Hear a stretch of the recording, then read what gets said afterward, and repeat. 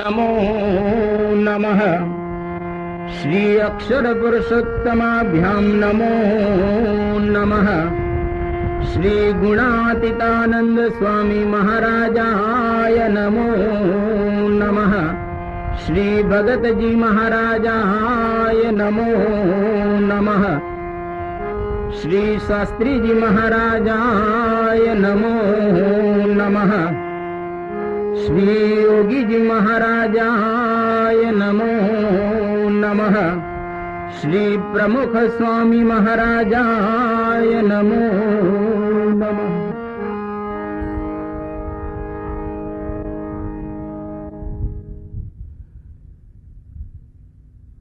भगवान स्वामीनारायणना दिव्य चरित्रो जे ग्रंथोनी अंदर आलेखित करवामां आवेला छे एवा भगवान स्वामीनारायणना वखतना 500 परमहंसोए घणा बधा ग्रंथो लखेला छे। आज अहीं आगळ भगवान स्वामीनारायणनी दिव्य उपस्थितिमां परम पूज्य प्रमुख स्वामी महाराजनी दिव्य कृपा अने आशीर्वादथी आ वराछाने आंगणे श्री स्वामीनारायण चरितम जेमां भगवान स्वामीनारायणना दिव्य चरित्रोनो समावेश थाय छे एवुं भगवान स्वामीनारायणनुं दिव्य जीवन जेनी 7 दिवस सुधी आपणे बधा पारण सांभळवाना छीए। कलियुगनी अंदर भगवानना चरित्रो सांभळवा कलियुगनी अंदर आम तो तप साधन कशु थई शके एवुं छे नहीं, परंतु भगवानना दिव्य चरित्रो जो आपणे सांभळीए माणीए एनुं मनन करीए के चिंतन करीए जेना द्वारा आपणा हृदयनी अंदर एक शांतिनो अहसास आपणे प्राप्त करी शकीए छीए। तो भगवान स्वामीनारायण जेवा आलोकनी अंदर पधार्या आजथी 225 वर्ष पूर्वे भगवान स्वामीनारायणનું दिव्य अवतरण आ धन्य धरा उपर थयुं, परंतु આજથી 225 वर्ष પહેલાનું भारत અને સમગ્ર વિશ્વ જેની અંદર કેવી પરિસ્થિતિ હતી એ જ્યારે ઇતિહાસની અંદર આપણે ડોક્યું કરીએ, ઇતિહાસની અંદર જ્યારે આપણે ડૂબકી મારીએ ત્યારે આપણને ખ્યાલ આવે કે આજથી 225 વર્ષ પૂર્વેનું ભારત અને એ વખતની રાજકીય સ્થિતિ, સામાજિક સ્થિતિ, આર્થિક સ્થિતિ અને ધાર્મિક ભાવનાઓ કેવી રહેલી હતી એ ઇતિહાસમાં જ્યારે આપણે ઊંડા ઉતરીશું ત્યારે આપણને ખ્યાલ આવશે। પરંતુ 18મી શતાબ્દી પહેલા ભારત વર્ષની અંદર જે વાતાવરણ હતું એ વાતાવરણની અંદર આપણે પ્રવેશ નહીં કરીએ, પરંતુ 18મી શતાબ્દીમાં એક ભારત વર્ષની અંદર કેવી રાજકીય પરિસ્થિતિ હતી જે પરિસ્થિતિની અંદર ભગવાન સર્વાવતારી સ્વામિનારાયણ આલોકની અંદર દિવ્ય દેહ ધારણ કરી અને પધાર્યા। 18મી સદી એટલે મોગલ સલ્તનત જે ભારતની અંદર ભાંગી પડી હતી અને ઇંગ્લેન્ડની ઈસ્ટ ઇન્ડિયા કંપનીએ ધીરે ધીરે ભારત વર્ષની અંદર વેપારના બાને ઇન્ડિયાની અંદર સત્તા જમાવેલી હતી અને એવા સમયમાં જે લોકો 800 વર્ષથી હિન્દુસ્તાનના તખત ઉપર હતા, છેલ્લા 800 વર્ષથી હિન્દુસ્તાનની જનતાને જે લોકો નચાવી રહ્યા હતા એવા મુસલમાન જે લોકો આ હિન્દુસ્તાનની અંદર રાજ કરતા હતા અને એવા સમયની અંદર મરાઠા અને રજપૂતો જે લોકો અંદરો અંદર લડતા હતા, ઝઘડતા હતા। सर्वत्र हिंदुस्तान ની અંદર અસ્થિર એક વાતાવરણ હતું અરાજકતા સંપૂર્ણ ભારત વર્ષની અંદર વ્યાપ્ત થયેલી એવા સમયમાં સુંડલે ઉચાળા એવી ભારત વર્ષની આ પરિસ્થિતિ સર્જાયેલી હતી. એ વખતે ન તો રાજકીય ક્ષેત્રે, ન તો સામાજિક ક્ષેત્રે કે ન તો આર્થિક ક્ષેત્રે ભારત વર્ષ સ્થિર હતું. એવામાં ગુજરાતનું વાતાવરણ, કચ્છ કાઠિયાવાડ અને સૌરાષ્ટ્રનું વાતાવરણ તો ઓર ધૂંધળું હતું. અને જ્યારે અંગ્રેજ કર્નલ વોકર ઈસવીસન 1807માં જ્યારે સૌરાષ્ટ્રની અંદર આવે છે, એ વખતે સૌરાષ્ટ્રનું વાતાવરણ કેવું હતું, જેનું વર્ણન ઇતિહાસકારોએ સુપેરે કરેલું છે કે મરાઠાઓ બધા ગુજરાતની અંદર અને સૌરાષ્ટ્રમાં ખંડણી ઉઘરાવવા માટે આવતા હતા. કંડોરણાથી રાજકોટ સુધીનો 30 ગામનો પ્રદેશ એવો હતો કે જે પ્રદેશની અંદર સંપૂર્ણ ઉજ્જડ થઈ ગયું હતું. લોકોને શું ખાવું એનો પણ એક પ્રશ્ન હતો. આવી સૌરાષ્ટ્રની પરિસ્થિતિ સર્જાયેલી હતી. અને એવા સમજમાં ગુજરાતમાં ગાયકવાડ સરકાર અને પેશવા સરકાર એ બે જણા અંદરો અંદર લડતા હતા, ઝઘડતા હતા. અને ઈસવીસન 1819માં પેશવાનું પતન થાય છે અને બ્રિટિશ હુકુમત જે વેપારના બાને ઇન્ડિયાની અંદર આવેલી, એમણે ભારતની અંદર સત્તા જમાવી. એટલું જ નહીં, પરંતુ જે 1815ના ધણી એવા ગાયકવાડ સરકાર, એ ગાયકવાડ સરકારે પોતાની ખંડણી ઉઘરાવવાનું કામ બ્રિટિશ સલ્તનતને સોંપેલું હતું. અને અંગ્રેજ અમલદારો બધા સૌરાષ્ટ્રમાંથી ખંડણી ઉઘરાવતા હતા અને ગાયકવાડ સરકારને આ ખંડણી આપતા હતા. આ રાજકીય પરિસ્થિતિ ભારત વર્ષની એવો જમાનામાં હતી. ધાર્મિક ક્ષેત્રે પણ ભારત વર્ષની અંદર કેવું એક વાતાવરણ હતું, એ ઇતિહાસકારોએ નોંધેલું છે કે ભારતની અંદર સંન્યાસીઓ, સાધુઓ, બાવાઓ અને ગંજેરી ભંગેરી જે લોકો છે કાબુલથી માંડી અને તિબ્બત સુધી આખો જે દક્ષિણ ભાગ કહેવાય, એની અંદર એટલી બધી અરાજકતાઓ એ લોકોએ ઊભી કરેલી હતી કે ત્યાંની પ્રજા પાહીમામ પાહીમામ કરતી હતી કે અમારું કંઈક સારું કરો. પરંતુ આ બધા સંન્યાસીઓ, બાવાઓ, ગંજેરી ભંગેરી બધા પ્રજાને ખૂબ જ લૂંટતા હતા અને જાત જાતના એવા જંતર મંતર દ્વારા પ્રજાનું શોષણ કરતા હતા. એ વખતે તાંત્રિકો અને માંત્રિકો કેતા મંત્ર દ્વારા પ્રજાને વશ કરનારા, અને તંત્ર એટલે શાસ્ત્ર કહેવાય, એના દ્વારા પણ પ્રજાને વશ કરનારા આવા તાંત્રિકો અને માંત્રિકો એ સમગ્ર ભારત વર્ષની અંદર ખૂબ જ મોટા પ્રમાણની અંદર ફેલાયેલા હતા. એ વખતે ઇન્સાન મિટા દુગાની ભાવના આખા હિન્દુસ્તાનની અંદર પ્રવર્તતી હતી. બ્રાહ્મણો, જેને ખરેખર સમાજનું રક્ષણ કરવું જોઈએ, જેને ક્ષત્રિય, વૈશ્ય અને શૂદ્ર આ ત્રણ વર્ણના લોકોને શિક્ષા અને દીક્ષા આપવી જોઈએ, એવા જે બ્રાહ્મણ વર્ગ, એ કેવો વર્ગ એ જમાનામાં હતો, તો ફક્ત એક દ્રષ્ટાંત એના માટે પૂરતું છે કે મહેમદાબાદમાં એક બ્રાહ્મણના ઘરે એક મહાજને 60 મણ જેટલું માંસ કાઢ્યું. જે માંસ પ્રીતિ ભોજન માટે એટલે કે પાર્ટી માટે રાખવામાં આવેલું હતું. જે હિન્દુસ્તાનનો પવિત્ર બ્રાહ્મણ, જેની એક એક નસની અંદર હિન્દુસ્તાનની ભાવના, અહિંસા પરમો ધર્મ, એ ભાવના મટી ગઈ હતી. અને એ બ્રાહ્મણના ઘરે 60 મણ માંસ આજથી 225 વર્ષ પૂર્વે એક મહાજને કાઢ્યું. આની ઉપરથી ભારત વર્ષનું વાતાવરણ કેવું હશે એ આપણે સમજી શકીએ છીએ.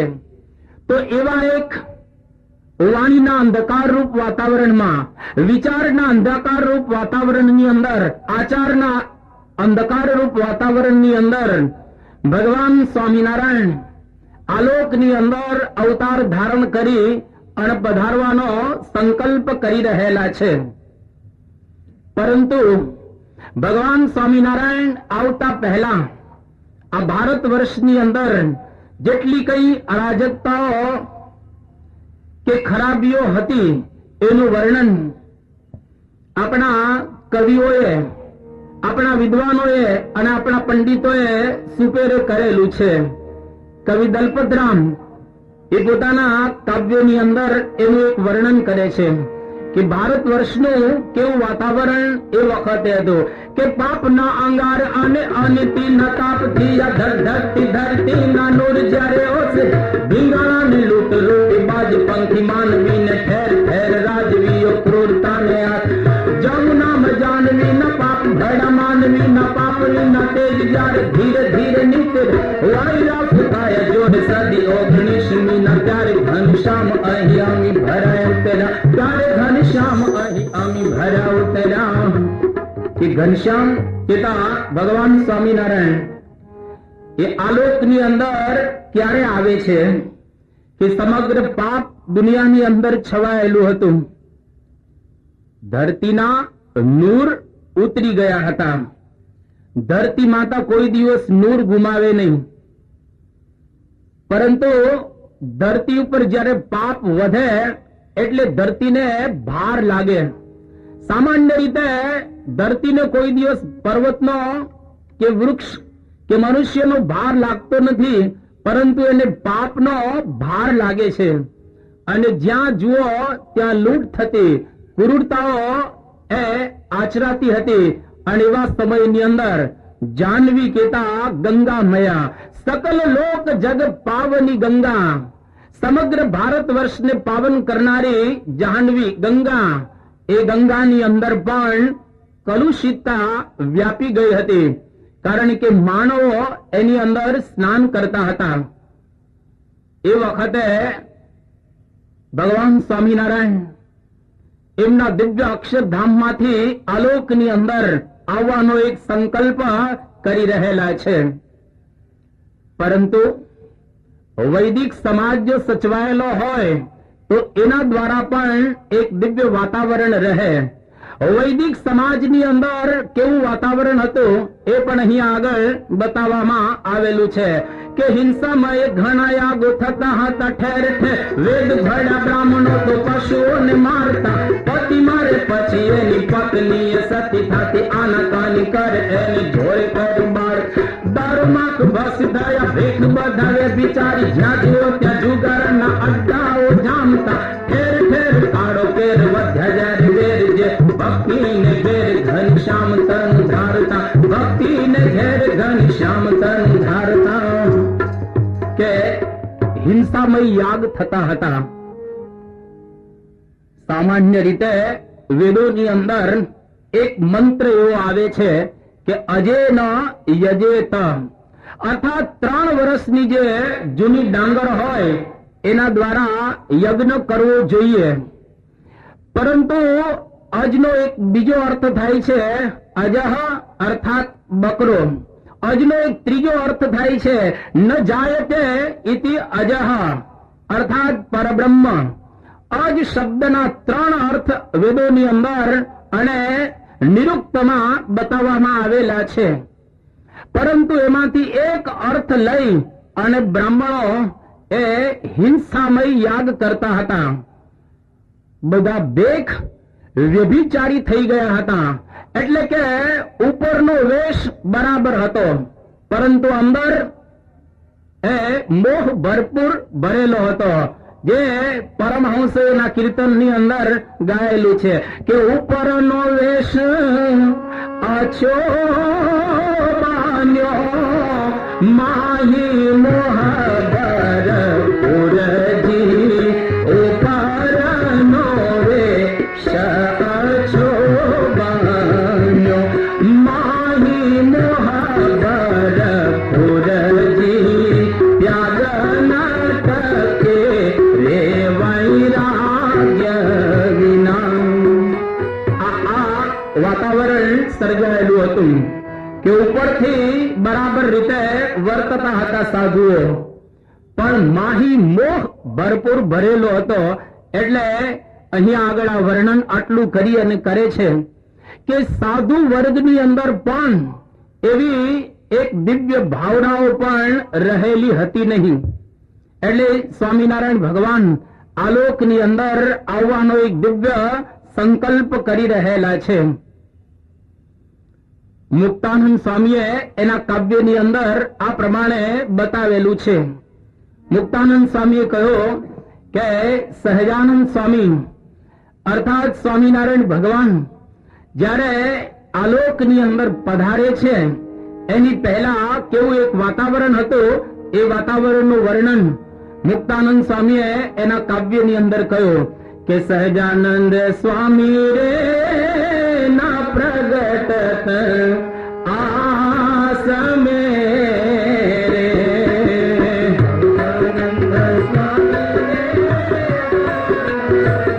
આસ મે પ્રાણી કોઈ પાવત નહીં ભવ પાર પ્રાણી કોઈ પાવત નહીં ભવ પાર મટિયા ને પાકંડી રે શબ્દની જાળ મારે મટિયા ને પાકંડી રે શબ્દની જાળ મારે બાંધી બાંધી દોડત જીવય પાર બાંધી બાંધી દોડત જીવય પાર સહજાનંદ સ્વામી રે ના પ્રગટ આસ મે રે ના પ્રગટ આસ મે રે ના પ્રગટ આસ મે રે. જો ભગવાન સ્વામિનારાયણ આલોકની અંદર પ્રગટ ન થયા હોત તો પ્રાણી કોઈ પાવત નહીં ભવ પાર, અર્થાત આત્યંતિક મુક્તિ મોક્ષ નિબ્બાનમ પરમમ સુખમ કેવલ્યમ પરમમ પદમ આ શાસ્ત્રોની વાતો કોઈ પ્રાપ્ત કરી ન શકત. જે ઉચ્ચ આધ્યાત્મિક સ્થિતિ પ્રાપ્ત કરવી એ કોઈ પ્રાપ્ત ન કરી શકત. એટલા માટે કરુણા વરુણાલય અર્થાત કરુણાનું મૂર્તિમાન સ્વરૂપ એવા સર્વાવતારી ભગવાન સ્વામિનારાયણ આલોકની અંદર દયા કરી અને પધારશે. પરંતુ એ કળિયુગમાં કેવું એક વાતાવરણ ભયંકર સર્જાયેલું છે, જેની ગાથા આજથી 500 વર્ષ પૂર્વે આપણો હિન્દુસ્તાનનો એક મહાન ભક્ત તુલસીદાસ, જેને એક શબ્દ દ્વારા ઠોકર વાગી અને એના દ્વારા ભગવાન શ્રી રામને પ્રાપ્ત કરવા પ્રયત્ન કરતો એવો તુલસી, કાશીની અંદર ભણી વિદ્વાન થઈ રામાયણનો એમણે પ્રારંભ કર્યો. અને તુલસીદાસજીએ 500 વર્ષ પહેલાની ભારત વર્ષની પરિસ્થિતિ બતાવી. જો 500 વર્ષ પહેલાનું આવું વાતાવરણ હોય તો 225 વર્ષ પહેલાની કેવી પરિસ્થિતિ હશે એ તુલસીદાસના શબ્દોમાં જ માણીએ. તુલસીદાસજી કહે છે કે વર્ણ ધર્મ નહીં આશ્રમચારી શ્રુતિ વિરોધ રત સબ નર નારી વર્ણ ધર્મ આશ્રમચારી શ્રુતિ વિરોધ રત સબ નર નારી વર્ણ ધર્મ નહીં આશ્રમચારી શ્રુતિ સબ નર નારી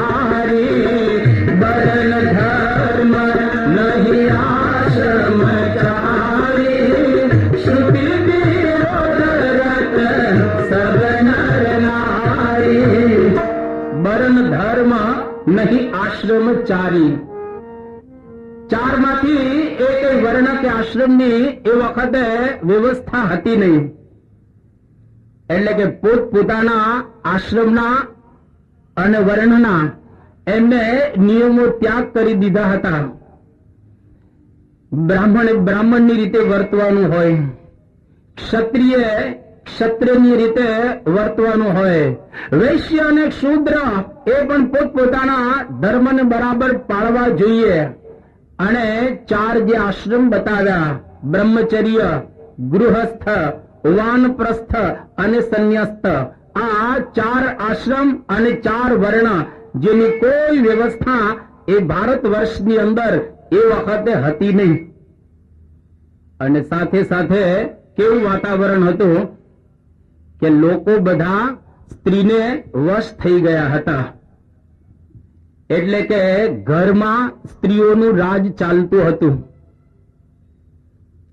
હવે આ પરિસ્થિતિ તુલસીદાસના શબ્દોની અંદર એમણે કહેલી છે 500 વર્ષ પહેલા. અત્યારની ખબર નથી પરિસ્થિતિ કેવી હોય, પણ 500 વર્ષ પહેલા આવું હતું એક વાતાવરણ કે નારી બિબસ નર સકલ ગોસાઈ નાચ નર મર કટકી નાઈ. નારી બિબસ નર સકલ ગોસાઈ નાચ નર મર કટકી નાઈ. નારી બિબસ નર સકલ ગોસાઈ નાચ મર કટ મરકત નાહી. નારી બિબસ નર સકલ ગોસાઈ નાચ નર મરકત નાહી. નાચ નર મરકત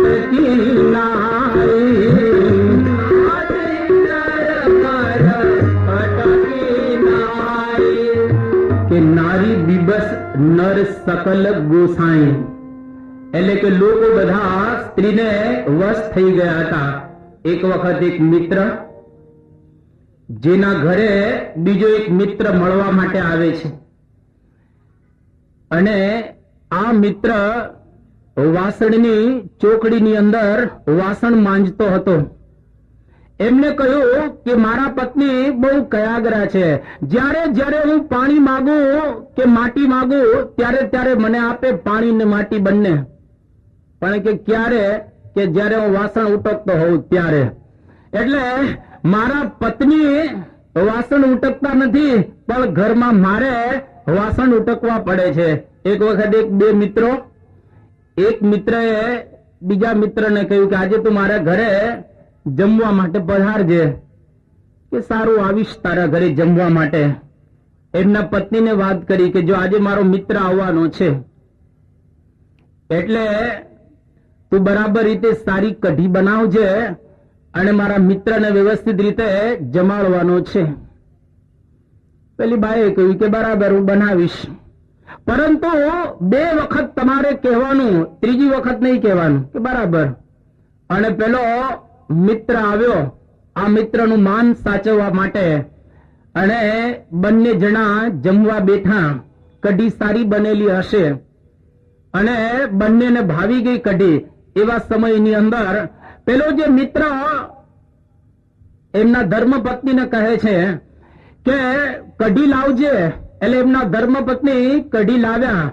એવા સમયની અંદર આ પ્રમાણે કઢી ખૂટી ગઈ હતી, અને એ વખતે બીજી વાર પેલા એ કઢી માંગી, અને એના ધર્મપત્ની બીજી વાર લાવ્યા કઢી. જ્યાં ત્રીજી વાર માગે છે એ જ વખતે એના ધર્મપત્ની અંદરથી પેલો કઢીનો પાટિયો લઈને આવી. એ માટીનું વાસણ હતું, અને જોરથી બંને મિત્ર જ્યાં જમતા હતા ત્યાં પછાડે છે. અને પેલો તો એકદમ શર્મિંદો બની ગયો કે આ કઢીનો પાટિયો અમારા મિત્રની હાજરીમાં આને પછાડ્યો. બંનેના કપડા બગડી ગયા. અને એવા સમયની અંદર આ પ્રમાણે એમના ધર્મપત્ની ત્યાંથી પેલા ઠીકરા વીણવા લાગી. અને બે મિત્રો ઉભા થઈને આગળ ગયા. પેલો મિત્ર એકદમ ઝંખવાણો પડી ગયો કે તું આજે મારે ઘેર જમવા માટે આવ્યો અને મારા પત્નીએ આ પ્રમાણે ઘા કર્યો પાટિયાનો અને તારા કપડા બગડી ગયા. તો પેલો એકદમ હસતો હતો કે તારા તો સારા છે, તારા તો ધર્મ પત્ની સારા છે, કારણ કે ઠીકરા તો વીણે છે ને પાછા એ ઠીકરા વીણે છે. મારે તો એ પ્રશ્ન કે મારે જ વીણવા પડે છે. તો આ વાતાવરણ એ આજથી 500 વર્ષ પહેલાનું હતું. હવે ચોપાઈ સમજાશે તુલસીદાસની કે નારી બિબસ નર સકલ ગુસાઈ નાચહી નર મર કટકી નાઈ નારી બિબસ નર સકલ ગુસાઈ નાચહી નર મર કટકી નાઈ. કે નારીને વશ હતા એ જમાનાની અંદર, પરંતુ આ કળિયુગની અંદર માણસ માત્ર એ સ્ત્રીની અંદર આસક્ત થયેલો છે. તો કળિયુગના લોકોનું વર્ણન ઘણું બધું શાસ્ત્રોની અંદર બતાવવામાં આવેલું છે. એ કળિયુગમાંથી જીવોને બચાવવા માટે, એ કળિયુગમાંથી જીવોને ઉગારવા માટે પૂર્ણ પુરુષોત્તમ ભગવાન સ્વામિનારાયણે અક્ષરધામમાંથી એક દિવ્ય સંકલ્પ કર્યો કે મારે આ પૃથ્વી પર અવતાર ધારણ કરી અને જવું છે. સંકલ્પ કર્યો 225 વર્ષ પૂર્વે આવવાનો, પરંતુ એ વાત ભગવાન વેદવ્યાસે 5000 વર્ષ પૂર્વે શાસ્ત્રોની અંદર લખી નાખી. બ્રહ્માંડ પુરાણની અંદર વ્યાસજીએ 5000 વર્ષ પૂર્વે સ્વામિનારાયણ ભગવાન આલોકની અંદર પધારવાના છે એ વાત લખી. યાદ રાખવું ઘટે કે અત્યાર સુધીમાં ભારત વર્ષની અંદર 23 અવતારો થઈ ગયા. એક અવતાર સંભલ નામના ગ્રામની અંદર દક્ષિણ ભારતમાં થશે અને વચ્ચે સર્વાવતારી ભગવાન સ્વામિનારાયણ આલોકની અંદર અવતાર ધારણ કરી અને પધાર્યા. પરંતુ જ્યારે અવતારી પુરુષ કે ભગવાન આલોકની અંદર આવે એની આગાહી પહેલેથી નક્કી હોય, એ પધારવાના છે એ વાત શાસ્ત્રોની અંદર પહેલેથી જ લખાઈ ગઈ હોય. કારણ કે શાસ્ત્ર બનાવનારા એની અંદર અનુપ્રવેશ દ્વારા, અનુપ્રાવિશત એટલે ભગવાન એમાં પ્રવેશ કરે અને પોતાના પ્રાગટ્યની વાત આગળથી એ બતાવી દે. તો 5000 વર્ષ પૂર્વે લખાયેલો ગ્રંથ બ્રહ્માંડ પુરાણ, જેની અંદર ભગવાન વેદવ્યાસે શ્રીજી મહારાજ પધારવાના છે એ વાત બહુ જ સ્પષ્ટ રીતે કહેલી છે. ફક્ત એક શાસ્ત્રમાં નથી, આવા તો 4 શાસ્ત્રો રહેલા છે જેમાં સ્વામિનારાયણ ભગવાન આવવાના છે એની ગાથા, એની વાત, એનો સંકેત પ્રાપ્ત થાય છે. તો અહીંયા આગળ બ્રહ્માંડ પુરાણમાં બતાવવામાં આવ્યું કે દત્તાત્રેય કૃત યુગે ત્રેતાયામ રઘુનંદન દ્વાપરે વાસુદેવસ્યા કલો સ્વામીર્ષાત્મજ. દત્તાત્રેય કૃત યુગે અર્થાત સતયુગની અંદર દત્તાત્રેય ભગવાન અવતાર ધારણ કરીને પધારશે અને પધાર્યા. ત્રેતાયામ રઘુનંદન તે જીન રામ જન્મ શ્રુતિ ગાવહી. તુલસી અને વાલ્મીકી બે કે ત્રેતાયામ રઘુનંદન, ત્રેતાયુગની અંદર ભગવાન શ્રી રામ આલોકની અંદર અવતાર ધારણ કરીને પધારશે એ વાત પણ સાર્થક થઈ ત્રેતાયુગમાં. આજથી 21 લાખ વર્ષ પૂર્વે દ્વાપરે વાસુદેવ સ્યાત. વસુદેવના પુત્ર વાસુદેવ અર્થાત ભગવાન કૃષ્ણચંદ્ર એ પણ દ્વાપર યુગની અંદર અવતાર ધારણ કરી અને પધાર્યા. અને એના જ કાળની અંદર દ્વીપે આયનમ યસ્ય સહ ઇતિ દ્વૈપાયન કેતા ભગવાન વેદવ્યાસ જેનો જન્મ દ્વીપની અંદર થયો, એમણે આ વાત લખી કે કલૌ અર્થાત કળિયુગમાં સ્વામી અર્થાત સ્વામિનારાયણ ભગવાન ઋષાત્મજઃ, ઋષ એટલે ધર્મ અને આત્મજઃ એટલે એમનો દીકરો, ધર્મના દીકરા એવા સ્વામી કીધા સ્વામિનારાયણ ભગવાન આલોકની અંદર અવતાર ધારણ કરી અને પધારશે. આ બ્રહ્માંડ પુરાણનો એ શ્લોક રહેલો છે. એવી જ રીતે પદ્મ પુરાણની અંદર પણ ભગવાન વેદવ્યાસે લખ્યો કે પાખંડ બહુલે લોકે સ્વામી નામના હરિ સ્વયં પાપ પંક નિમગ્નમ જગદુદ્ધારયિષ્યતિ. કે પાખંડ બહુલે લોકે, આલોકની અંદર જ્યારે બહુ જ પાખંડ વ્યાપશે એ વખતે સ્વામી અર્થાત સ્વામિનારાયણ ભગવાન નામના એટલે એ નામથી, હરિની સ્વયં સાક્ષાત ભગવાન પાપ પંક નિમગ્નમ તદ, આ જગત આખું પાપની અંદર જ્યારે તડબોળ થઈ ગયું હશે એ વખતે તદ ઉદ્ધરયિષ્યતિ, ભગવાન એનો ઉદ્ધાર કરવા માટે આલોકની અંદર પધારશે. આ પદ્મ પુરાણનો બીજો શ્લોક. વિષ્ણુ ધર્મોત્તર નામનો એક ગ્રંથ રહેલો છે જેની અંદર લખવામાં આવ્યું કે ભગવાન સ્વામિનારાયણ આલોકની અંદર અવતાર ધારણ કરી અને પધારશે. કે મહાધર્માન્વયે પુણ્યે નામના પાપ વિનાશકે હરિ પ્રસાદ વિપ્રસ્ય સ્વામી નામના હરિ સ્વયં. કે મહા અધર્મ અન્વયે, જ્યારે બહુ જ અધર્મ ફેલાશે એ વખતે હરિપ્રસાદ વિપ્રસ્ય, ભગવાન સ્વામિનારાયણના પિતાનું નામ હરિપ્રસાદ એક હતું, બીજું નામ એમનું ધર્મદેવ હતું. તો હરિપ્રસાદ વિપ્રને ત્યાં સ્વામી અર્થાત સ્વામિનારાયણ ભગવાન એ અવતાર ધારણ કરી અને પધારશે. આ વિષ્ણુ ધર્મોત્તરની અંદર બતાવવામાં આવ્યું. અને છેલ્લો ગ્રંથ ભગવાન સ્વામિનારાયણે વચનામૃતની અંદર કહ્યો કે વાસુદેવ મહાત્મ્ય નામે જે ગ્રંથ રહેલો છે એ અમને અતિશય પ્રિય છે અને એના જેવો ગ્રંથ કોઈ નથી.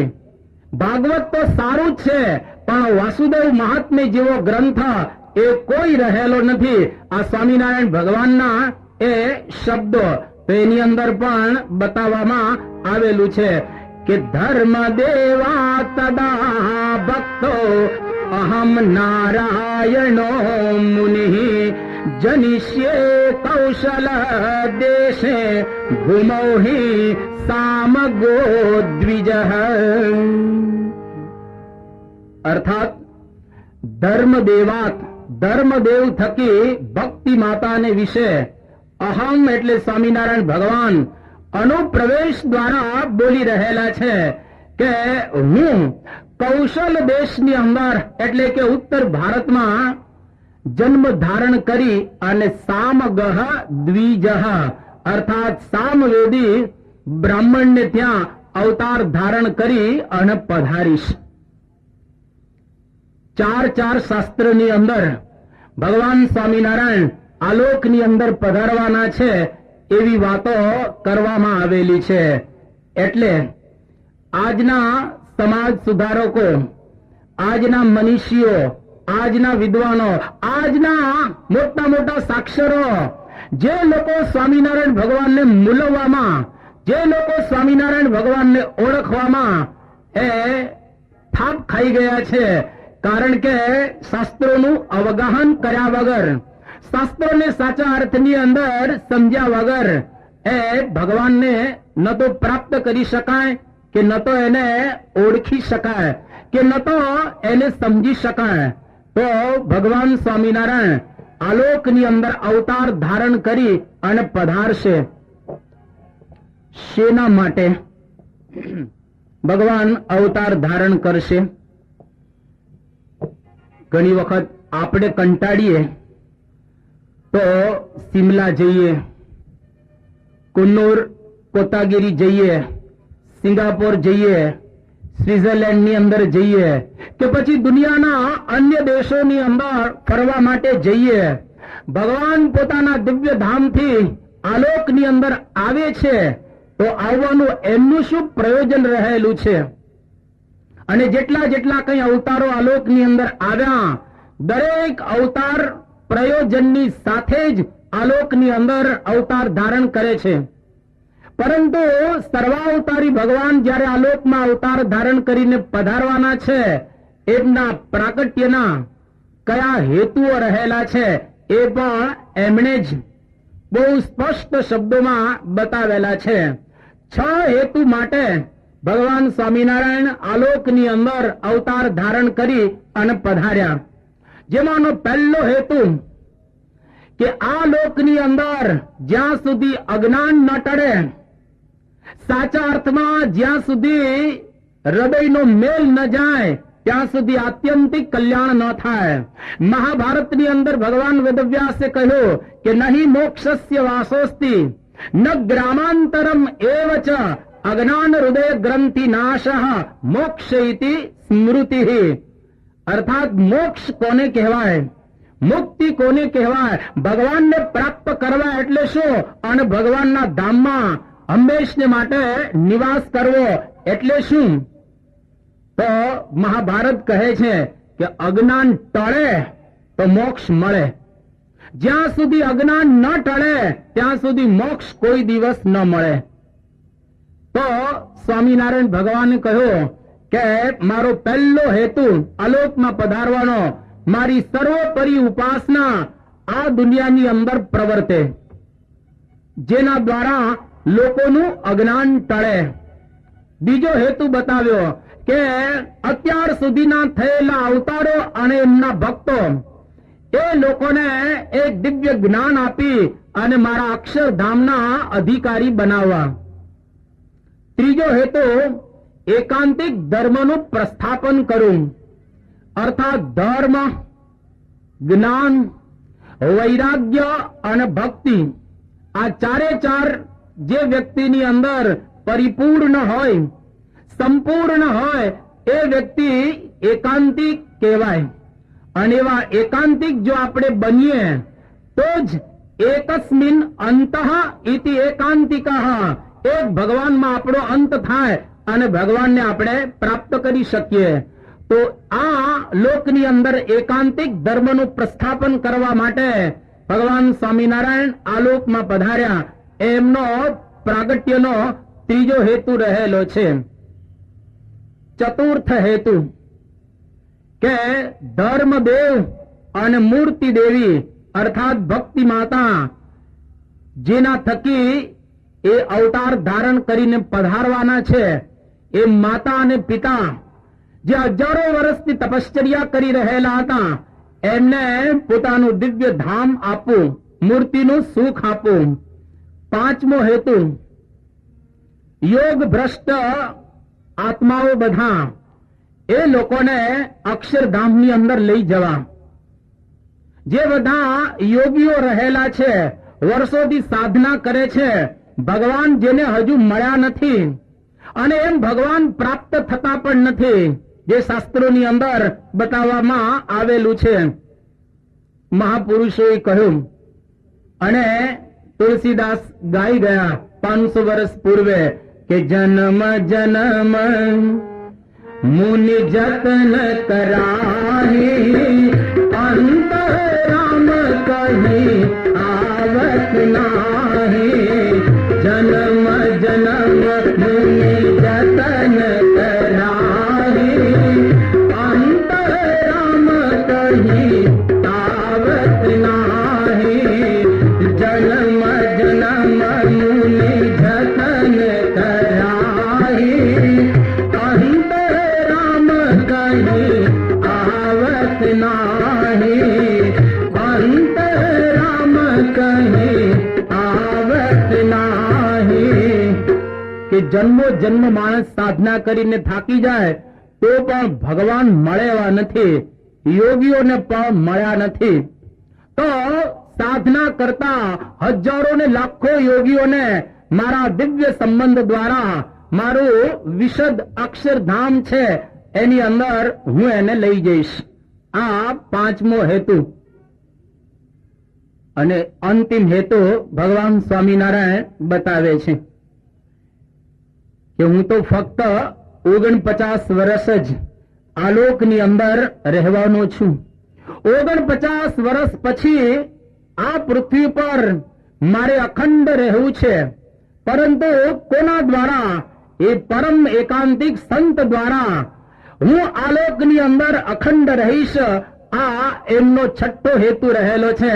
તો આપણા દિવ્ય ભાગ્ય છે કે સર્વાવતારી ભગવાન સ્વામિનારાયણ એ આલોકમાં 49 વર્ષ સુધી રહ્યા અને આજે એ જ સ્વામિનારાયણ ભગવાન પ્રમુખ સ્વામી મહારાજ દ્વારા આપણને દિવ્ય દર્શન આપી રહેલા છે.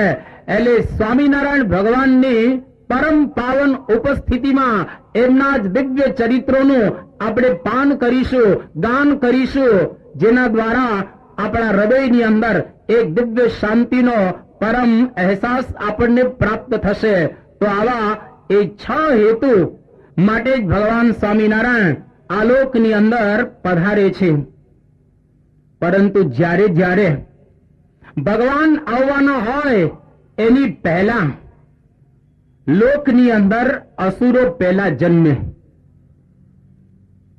કૃષ્ણ આવ્યા એની પહેલા કંસ હતો, રામ આવ્યા એની પહેલા રાવણ હતો. જેટલા જેટલા અવતારો આલોકની અંદર થયા એની પહેલા અસુરો જન્મ ધારણ કરી અને પધારે. એવી જ રીતે ભગવાન સ્વામિનારાયણ આલોકની અંદર પધારવાના છે એની પહેલા અસુરોએ જન્મ ધારણ કરેલા છે. અને અસુરો ક્યાં રહે છે? જે સંતોએ પોતાના ગ્રંથોની અંદર ગાયેલું છે કે અસુરો બધા ઉપરથી નીચે આવ્યા અને અસુરોના પત્નીઓએ પહેલા વિચાર કર્યો કે આપણે બધાએ સ્ત્રીમાં અવતાર ધારણ કરવો છે. કોણ અસુર થઈને આવે? તો અહીં આગળ નિષ્કુળાનંદ સ્વામી પોતાના કાવ્યની અંદર બરાબર આપણને સમજાવી રહેલા છે કે એક કહે થાવું એની માત નિત્ય શીખવું પાપની વાત. એક કહે થાવું એની માસી નાખું મોહને માયાની ફાંસી. એક કહે થાવું એની બેન રોજી કડપડી કરાવું ફેન. એક કહે થાવું હું દીકરી મારી ચિંતામાં ન ભજે હરી. એમ બોલી અસુરની નારી કરીએ બહુવિધ વિઘ્ન ભારી. આ બધા અસુરોની નારી કેતા રાક્ષસીઓએ પહેલા વિચાર કર્યો કે અમે લોકો પહેલા જઈએ અને પછી અમારાથી જે જે કોઈ જન્મશે એ બધા રાક્ષસો થશે. એટલા માટે તમે જોજો, ભગવાન પહેલા આવે ને સૌથી પહેલા સ્ત્રીનો નાશ કરશે, એટલે મૂળનો પહેલા નાશ કરે, એટલે રાક્ષસોની ઉત્પત્તિ અટકી જાય. એટલે અહીં આગળ એ અસુરોની સ્ત્રીઓએ બધાએ અવતાર ધારણ કર્યો. આ નિષ્કુળાનંદ સ્વામીએ એના ગ્રંથની અંદર લખ્યું. ત્યાર પછી બધા અસુરો પણ સાથે સાથે અવતાર ધારણ કરી અને હવે પધારવાના છે. કોના રૂપની અંદર? એક કહે હું માં થાવ, કોઈ કે હું દીકરી થાવ, કોઈ કે હું બેન થાવ. કારણ કે ભગવાન ભજવામાં આપણે વિઘ્ન નાખીએ તો ઘણી વખત માતા વિઘ્ન નાખે, ઘણી વખત દીકરી વિઘ્ન નાખે, ઘણી વખત બેન પણ ભગવાન ભજવામાં વિઘ્ન નાખતી હોય છે. એટલે સમજી રાખો, જે કોઈ લોકો ભગવાન ભજવાની અંદર વિઘ્ન નાખે એ બધા આ કુળના કહેવાય, કેતા અસુર કુળના એ કહેવાય. એટલે અહીંયા આગળ હવે બધા અસુરો અવતાર ધારણ કરી અને પધારી રહેલા છે. એક કહે થાવું એનો બાપ, મારી કુટીને કરાવું પાપ. એક કહે થાવું એનો ભાઈ, નાખું અતિશય અધર્મ માહી. એક કહે થાવું એનો પાપો, બતાવું પાપ માર્ગ પાપો. એક કહે થાવું એનો નામો, કરાવું અતિ અધર્મ સામો. એક કહે થાવું એનો ગુરુ, જગે આઘ જેટ લાવું કરું. એક અવિદ્યા થાવું હોનાર, મજાળથી કાઢે પગ બાર.